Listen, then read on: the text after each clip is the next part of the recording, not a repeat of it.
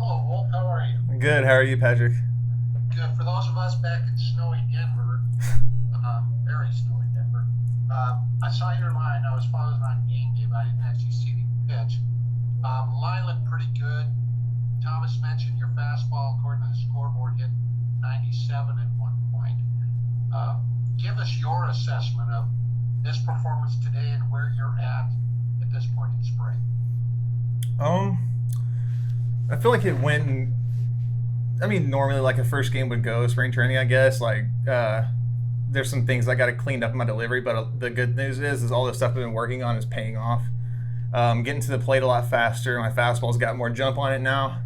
Um, Even the spin is spinning. It's just today I was just a little wild and got to control it. So just finding that groove, finding that tempo, and getting in the game and staying there on a steady pace. That's where I need to be. After the shoulder woes, I know that you were always confident the velo would come back with your fastball, and I'm sure it hasn't even peaked yet. But do you feel like when you cut loose, it's going to be the Jon Gray fastball that the ball come to know? Yeah, I think so. It feels great. No complaints with the shoulder at all. Um, yeah, I mean it feels electric, and just trying to slow down right now and like hit my spots is a lot of fun. But I'm ready to cut loose too. I can't wait to see what that's going to be like. Excellent. Thanks, John. Appreciate it. Thomas Hardy. Go ahead, Thomas. Okay, so John, did you feel like you did cut loose today? I mean, first time out, obviously you're not where you want to be, but how close were you to feeling like you really cut loose on the fastball? I did cut loose on one of them. It was a Chris Davis strikeout. Um, yeah, it was just I needed to get out of that inning right there, so I put a little extra behind it and it got the job done. It was a good one. Also today, a lot of foul balls for the Rangers. Mhm.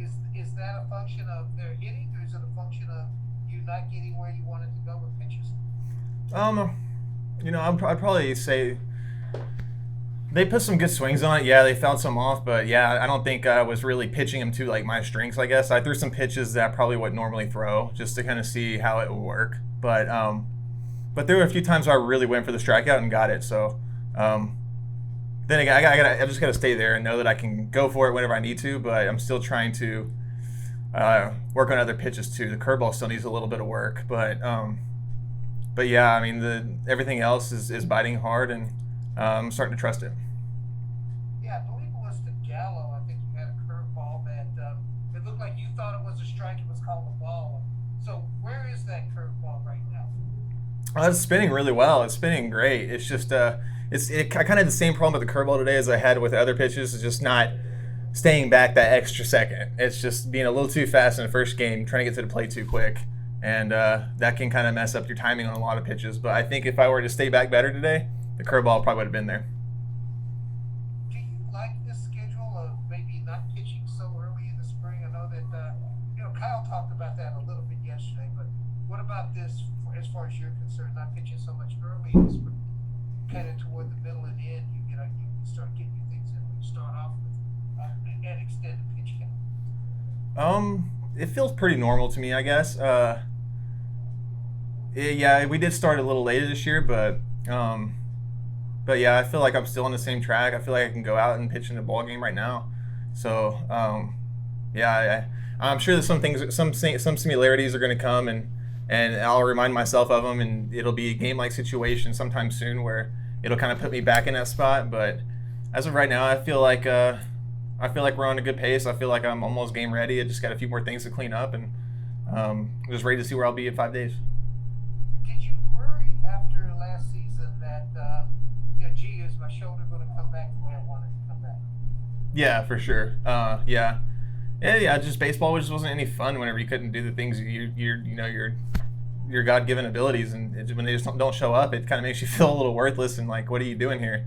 So I just wanted to get that back, and I'm glad to see it come around. And I mean, no matter what, I'm going to have some fun this year. All right, thanks, man. Thank you. Kevin Henry. Go ahead, Kevin.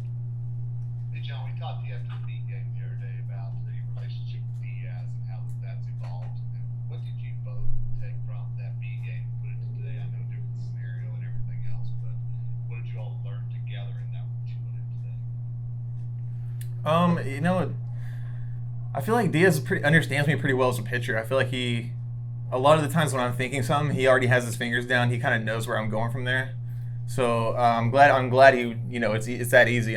We don't have to kind of go back and forth a little bit, but I feel like we click really well. Actually, he's makes you feel really confident when he's behind the plate. He's right there with you on the same page. And if I tell him I want to throw something that doesn't make any sense, he trusts me, and I love that. Thanks, man. Appreciate it. All right, we'll go back to Patrick to finish it up. Patrick, go ahead. John, along those same lines, we know your relationship with Tony Walters was pretty tight, both as friends, but on the field too. He was very trusted behind the plate. And it's going to take some time to build up with Dom and with Diaz as well. How do you feel like, not just with you, but as a group, you guys are connecting with those two primary catchers so far in spring? Oh, for me, it's been pretty easy. Diaz is awesome guy, and even Jose, I can go up to all these guys and just talk about anything. Like I've played with Briseño and Grand Junction together, so like some of these guys we go a little far back, but we get each other, easy to talk to, approachable, and we all got the same goal in mind, and we know where we want to be, and it's nice having that and watching each other kind of grow. Cool, thank you. All right, thank you, John. Appreciate it. Tires and services like oil, lube, filters, batteries, heating and air conditioning, and preventative maintenance. Come experience the customer-driven, service-oriented work in Surprise, Peoria, and Goodyear. S&S Tire and Auto Service Center is your trusted tire and auto work destination.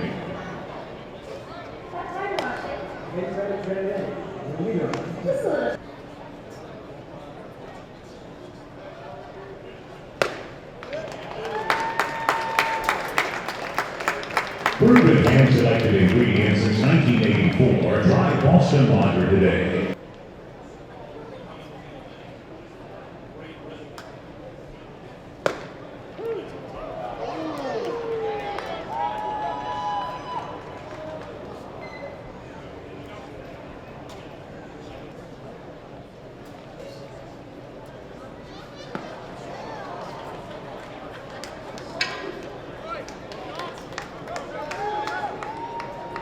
Designated hitter number 4, Chris.